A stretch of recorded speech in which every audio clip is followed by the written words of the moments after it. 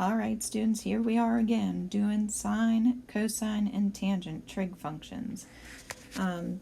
Last lesson was a very in-depth, very slow introduction to trig functions.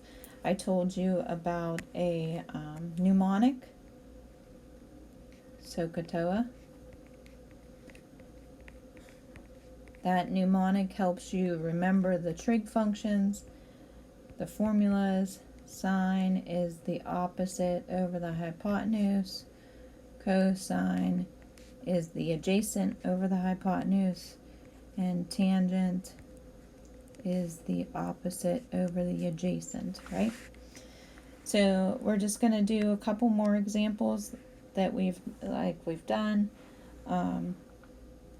Now that you know how to use sine, cosine and tangent they're exactly the same, just using different formulas. So let's do an easy one and a hard one, all right? So here's our easy one. This is our reference angle right here. So from that point of view, this 12 would be the adjacent side, and this is the hypotenuse. We don't know anything about this one, so we're not even going to label it. And that's how you know you're going to use cosine, because you have adjacent and hypotenuse. See that? So go ahead and set it up. Let's say cosine of our angle is the adjacent over the hypotenuse. And there's always a number 1 that sits underneath there.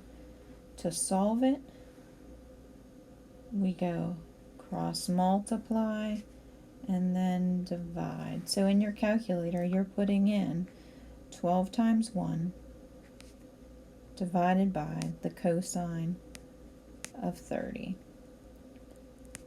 And just get in the habit of closing those parentheses. Our answer is 13.856. 13.856. And these would be centimeters because our other measurements are in centimeters. And we always want to ask yourselves, does this answer seem right for the piece that we are trying to find? And yes, that does, because that's the hypotenuse. It should be the longest side of the triangle. Perfect. I would like to, let's jump over into the next page and do a couple of these tangent ones. Okay? So, and we know it's tangent because I told you it's tangent, but again, if we have our reference angle, the 15 is the opposite side, the x is the adjacent side.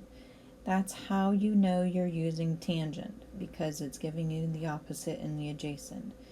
So we go tangent of 30, and our function for tangent is the opposite over the adjacent, and we're getting those from the triangle that we labeled. It's very important that you label it. It's going to make it so much easier. There's always a 1 that sits underneath that tangent, and when we cross multiply and divide, we're going to say 15 times 1 divided by the tangent of 30.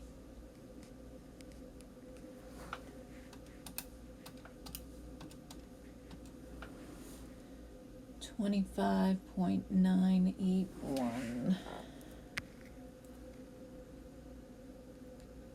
0.981. And this is going to be centimeters because our other measurements in the triangle are centimeters. And we're always going to ask ourselves, does this seem okay? Does that seem reasonable for the length that I'm trying to find? Yeah, it's the longer leg of the triangle. It seems like it would be okay. There's nothing that sets off huge alarms that something is not right. Okay? let's look at this one. This is a more of an application type problem. And we're asked to find the height or the depth of that V cut. That X, if we slide it over, is right there. Okay, so what I suggest doing is look at this triangle and draw some extra lines in it. These are called auxiliary lines, all right? Because we need a right triangle to work with a trig function. And we're only going to look at one side of this V cut, okay? What I suggest is coming over to the side and sketching out a new triangle. Okay? So, mine's a little crooked, but this is my X. Is there a way I can find this piece? This piece refers to this section right there. Oh, yeah, we can, right? If we take that 2.532 and cut off these pieces, that'll give us this whole middle section, right? But we only want half of that middle section, so we would have to divide it by 2. So I'm going to do 2.532, and I'm going to subtract off the 618 thousandths. I'm going to do that twice. And then I'm going to divide it by 2 so that I get that piece to be 0.648. Perfect. So now the angle down here, is there a way that we can find this angle? That V cut, when you draw a line straight down through the middle, it actually splits that V cut in half. So, that's not what I wanted.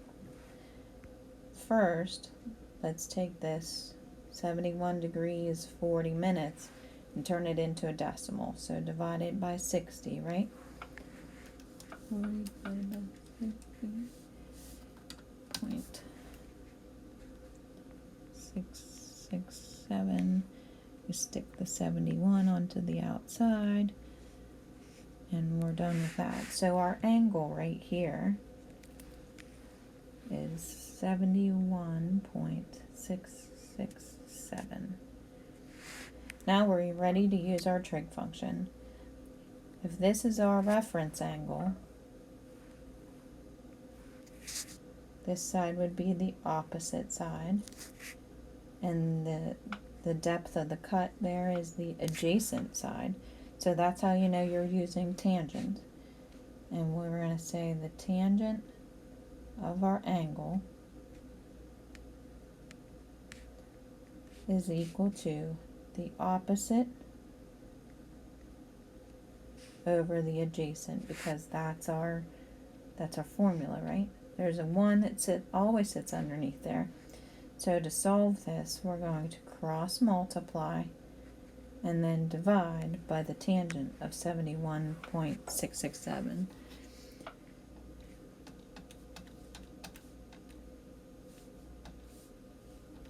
Oh, wait, we skipped something, didn't we? Look at that. Did you guys catch what I missed? I hope you did. This is the measurement for the whole V cut. We don't want that. We want half of that. Oh, Mrs. Jones made mistakes. 71.667 divided by 2. We get 8335. 8335. My goodness, I'm keeping that in there because everybody needs to know that teachers make mistakes, and we, sometimes our brain gets ahead of us. All right, let's set this up again. We're going to use the tangent of half of the angle.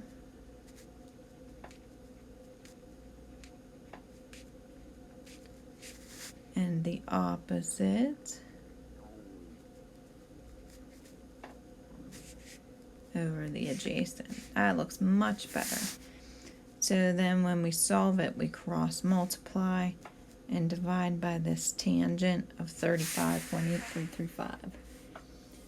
So 0.684 divided by tangent.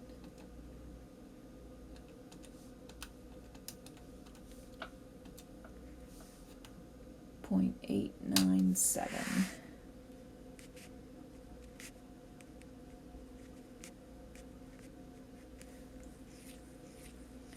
We always want to ask yourselves, does that seem like it's right for the length of, or the depth of that V cut?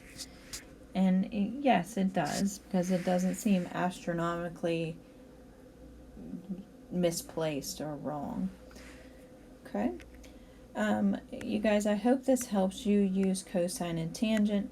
Again, if you knew how to do sine, cosine, and tangent just kind of fall into place.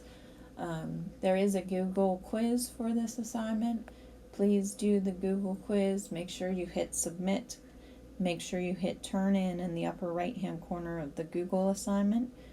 And of course, you can email me at any time at cjones@ictc.edu if you have any questions. I hope you guys are doing great, and I hope to see you soon. Bye.